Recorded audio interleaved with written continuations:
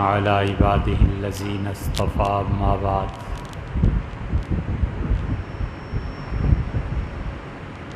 اللہ تعالیٰ نے ایک نظام مقرر کیا ہے جو اس کی عبودیت اور بندگی کے تحت چلتا ہے۔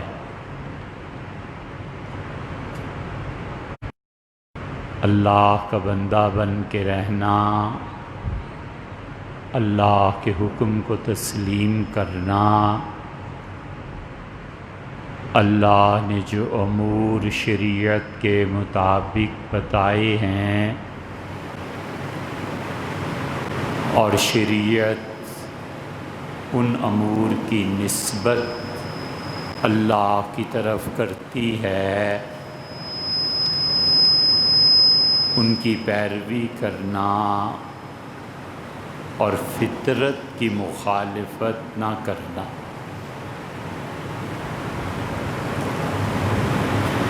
اللہ تعالیٰ نے کبھی توفیق دی تو ہم آپ سے عرض کریں گے کہ اللہ کے جو قوانین تشریعی ہیں، شریعت ہیں، قانون ہے، عبادت ہے، اس کی مخالفت الگ چیز ہے۔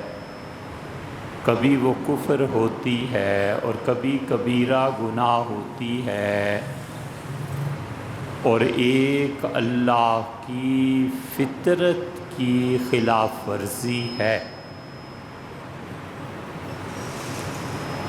کوئی بھی آدمی جو فطرت سے ٹکر لیتا ہے کبھی بھی کامیاب نہیں ہوتا۔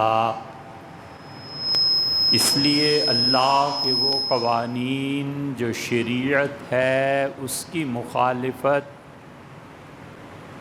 اس کا انجام توبہ بھی ہے، جہنم بھی ہے، اللہ کی معافی بھی ہے۔ لیکن جو آدمی اللہ کی فطرت سے ٹکر لیتا ہے وہ جلد یا بدیر اس کے اثرات دنیا میں دیکھ لیتا ہے۔ اللہ کی فطرت سے ٹکر لینا یہ ہے کہ اس نے کہا کہ وَجَعَلْنَا النَّوْمَ سُبَاتًا، ہم نے رات کو آرام اور نیند کے لیے بنایا ہے۔ اب ایک آدمی رات 4 اور 5 اور صبح تک جگتا ہے تو پھر لامحالہ دن کو سوئے گا۔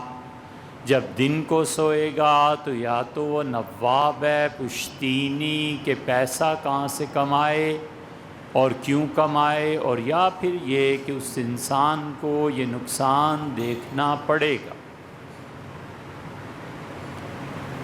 اللہ نے مرد و عورت کو ایک دوسرے کے لیے بنایا ہے، اور رسول اللہ صلی اللہ علیہ وسلم نے بعض احادیث میں یہ الفاظ ارشاد فرمائے ہیں کہ ان اخوف ما اخاف، سب سے زیادہ ڈر جو مجھے اپنی امت پر ہے، اس میں کبھی کوئی چیز گنوائی، کبھی کوئی چیز گنوائی۔ ترمذی کی روایت میں آتا ہے کہ آپ نے فرمایا مجھے سب سے زیادہ خوف اپنی امت پر یہ ہے کہ ان کے ہاں لڑکے لڑکوں سے اپنی جنسی خواہشات کو پورا کریں گے۔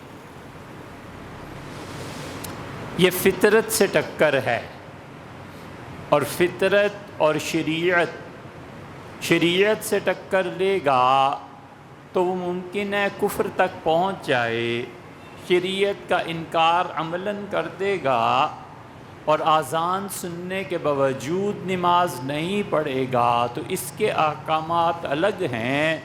لیکن جو شخص اللہ کی فطرت سے ٹکر لے گا، جس پہ اس نے دنیا کو بنایا ہے، اس نے کہا کہ فطرت اللہ التی فطر الناس علیہا، اللہ نے ایک قانون اور قاعدے کے مطابق تمہاری دنیا بنائی ہے، اور تم دیکھو گے کہ اللہ کا قانون نہیں بدلتا۔ اور ایک ہے اللہ کی بندگی کے علاوہ ایک نظام، وہ نظام جو خالصتاً عقل پر چلتا ہے۔ ہم چاہتے ہیں کہ اس عقل کے نظام کی مذمت کریں، اور اس عقل کے نظام کا بودا ہونا، اس عقل کے نظام کا بے بنیاد ہونا، اس عقل کے نظام کا جیسے ریت پہ دیوار تعمیر کری جائے، آپ سے واضح کریں کہ عقل انسانی جب تک نبوت کے تابع رہتی ہے وہ عقل ہے، اور جس انسان کی عقل نبوت کو باطل قرار دے وہ عقل ردی کی ٹوکری میں پھینک دیے جانے کے قابل۔ عقل چھوٹی چیز ہے، اور انبیاء علیہ السلام کی لائی ہوئی شریعت وہ بہت بلند چیز ہے۔ عقل میں آئے یا نہ آئے، اللہ کی وحدانیت کا اقرار کرنا ہے، اللہ کی صفات عقل میں آئیں یا نہ آئیں، اللہ کی صفات کو ماننا ہے۔ یہی وہ چیز تھی جو اہل مکہ کو لے ڈوبی۔ انہوں نے کہا اذا متنا وکنا ترابا، جب ہم مر گئے اور مٹی میں مل گئے، کیسے ممکن ہے کہ اس مٹی سے دوبارہ انسان پیدا ہو جائے؟ اللہ نے فرمایا اپنی تخلیق پر غور کرو، ہم نے تمہیں مٹی ہی سے بنایا ہے۔ اور پھر ایک جگہ فرمایا کہ پہلی مرتبہ پیدا کرنا مشکل ہوتا ہے، جب ہم اس پر قابو رکھتے ہیں تو نعیدکم، ہم تمہیں دوبارہ پیدا کرنا وہ تمہارے لیے زیادہ آسان ہو گیا۔ اللہ کے لیے کیا آسان اور کیا مشکل، یہ الفاظ ہیں جن کے ذریعے بات کی جاتی ہے، ورنہ اللہ کی صفات کے اظہار کے لیے لغت ہی نہیں ہے۔ وجہ اس کی یہ ہے کہ باری تعالیٰ ان تمام چیزوں سے بلند و بالا ہے جو انسانی عقل اور فکر اور صوفی کے کشف اور کسی فلسفی کے فلسفے میں اس کی گرفت ہوتی ہے۔ اسی عقل بنیاد نہیں بنتی، شریعت بنیاد بنتی ہے۔ عقل متزلزل ہے۔ عقل نے فیصلہ کیا کہ مرد و عورت کا نکاح جائز ہے، اور شریعت نے کہا کہ اصلاً مرد و عورت کا نکاح ناجائز۔ تین چیزیں اللہ تعالیٰ نے بتا دیں کہ وہ اصل میں سرے سے جائز ہی نہیں ہے۔ ایک تو بتا دیا کہ ذبح جائز نہیں ہے، کوئی وجہ نہیں ہے کہ کسی جانور کو اس کی زندگی سے محروم کیا جائے۔ ایک دمبے، بکرے کی، گائے کی اور جانور کی جان لے لینا فقط اپنے کام و دہن کی لذت کے لیے، فقط اپنے منہ کے ذائقے کے لیے، یہ کہاں کا انصاف ہے؟ اسی لیے رسول اللہ صلی اللہ علیہ وسلم زندگی بھر نہ شکار کے لیے نکلے ہیں، نہ شکار کی حوصلہ افزائی کی۔ کہیں حدیث میں نہیں آیا کہ آپ شکار کے لیے نکل گئے، کبھی بھی نہیں۔ ہاں شکار کا گوشت کھایا ہے، شکار کے متعلق احکامات دیے، اصل میں جانور کا ذبح کرنا جائز نہیں۔ اور دوسری چیز جو اصل میں سرے سے جائز ہی نہیں ہے وہ مرد و عورت کا باہمی تعلق ہے۔ وہ بدکاری کے میں بھی والعیاذ باللہ ایسا ہی ہے، اور نکاح کے بعد بھی ایسا ہی ہے۔ اللہ نے یہ دو چیزیں بالکل جسے کہتے ہیں out of the way, out of the law, قانون کو ایک طرف کر کے، اپنی خواہش کو ایک طرف کر کے، پھر اللہ نے انسانوں کے لیے یہ اجازت دے دی اور کہا کہ دیکھو تم لوگ صبر نہیں کر سکو گے، اس لیے جانوروں کی اجازت بھی اسپیشل حکم کے تحت دی جا رہی ہے، اور نکاح کی اجازت بھی۔ یہ دونوں اصلاً حرام چیزیں ہیں، میں اس لیے جائز قرار دے رہا ہوں کہ تم گناہ گار نہ ہو۔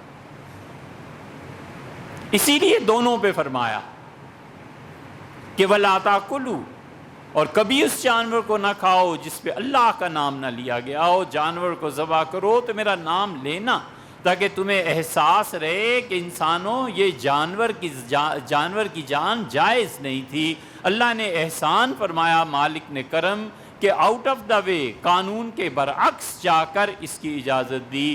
بلیک پیپرز گاڑی پہ لگانا درست نہیں ہے، لیکن آؤٹ آف دا وے جا کر سیکٹری صاحب اجازت دیتے ہیں. یہ اس کی ایک مثال. ایسے ہی نکاح جائز نہیں تھا. اللہ تعالیٰ نے فرمایا تم صبر نہیں کرو گے. واتقوا اللہ الذی تساءلون بہ والارحام. نکاح سے پہلے یہ آیت پڑھتے ہیں نا، اللہ نے فرمایا ڈرو اس پروردگار سے جس کا نام لے کے تم رشتے مانگتے ہو. ماں رشتہ مانگ کے آتی ہے اور بچے اس کی لاج رکھتے ہیں، طلاق کے قریب نہیں جاتے، کہتے ہیں ماں نے مانگا ہے. اللہ کہتا ہے ڈرو مجھ سے، واتقوا اللہ الذی تساءلون بہ والارحام، اور اسی اللہ کا نام لے کر تم آپس میں رشتہ داریوں کو جوڑتے ہو. عقل انسانی کو دیکھ لو، عقل انسانی کے پاس آخر کیا دلیل ہے کہ وہ شکار کو جائز قرار دے، اور عقل انسانی کے پاس کیا دلیل ہے کہ وہ نکاح کو جائز قرار دے. عقل کے اعتبار سے یہ بھی ناجائز ہونا چاہیے، وہ بھی ناجائز. اور پھر انسانی عقل نے ترقی کی. ہم تو کہتے ہیں تنزل میں گرے، اور انہوں نے کہا کہ باہمی رضامندی سے نکاح ہو نہ ہو ہر چیز جائز. اور پھر اور عقل انسانی نے ترقی کی، انہوں نے کہا ہم جنس پرستی مرد و عورت میں یہ بھی جائز ہو گئی. اب اس سے 200 سال بعد اور ترقی کر جائیں اور پھر سپریم کورٹ کسی ملک کی حکم اجازت دے دے اور کہے کہ انسانوں اور جانوروں کا اختلاط بھی جائز ہے، تو پھر کیا ہوگا؟ یہ کوئی نئی بات نہیں ہے. سیدنا عمر رضی اللہ عنہ کے زمانے میں ایک آدمی نے ایک جانور کے ساتھ ایسی حرکت کی تھی.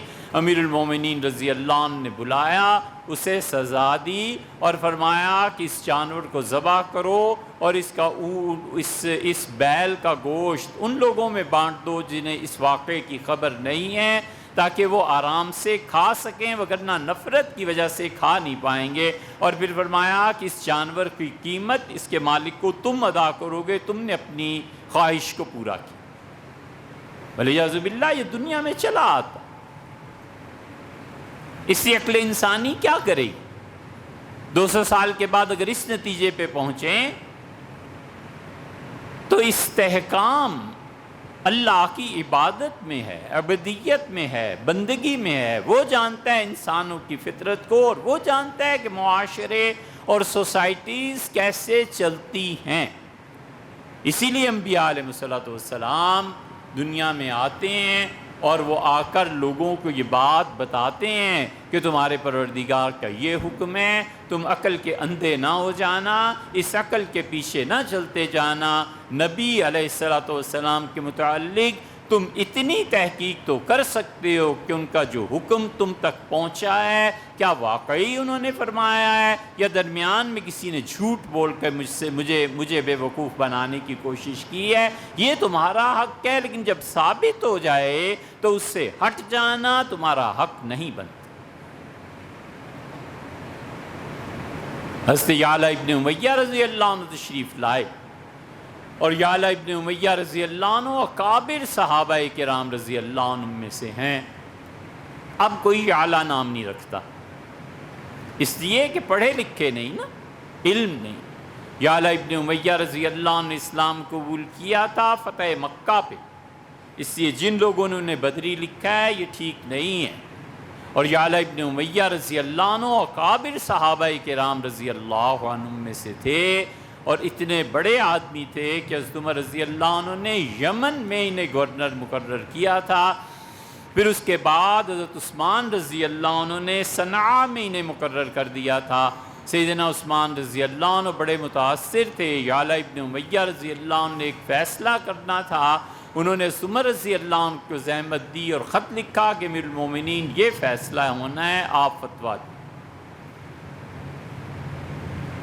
یعلا ابن امیہ رضی اللہ عنہ مدینہ منورہ حاضر ہوئے. سیدنا علی رضی اللہ عنہ نے دیکھا کہ حضرت عثمان رضی اللہ عنہ کے گھر کے سامنے بہت طاقتور خچر کھڑا ہے. خچر ایک تو ہمارے ہاں ہوتے ہیں نا، وہ نہیں، یہ عربوں کے جو خچر ہوتے ہیں گھوڑے سے تھوڑے سے چھوٹے ہوتے ہیں. تو وہ خچر دیکھ کے سیدنا علی رضی اللہ عنہ اس کی طاقت اور اس کی جوانی خچر کی جانور کی اور اس کا زور دیکھ کے پوچھا یہ کس کا ہے؟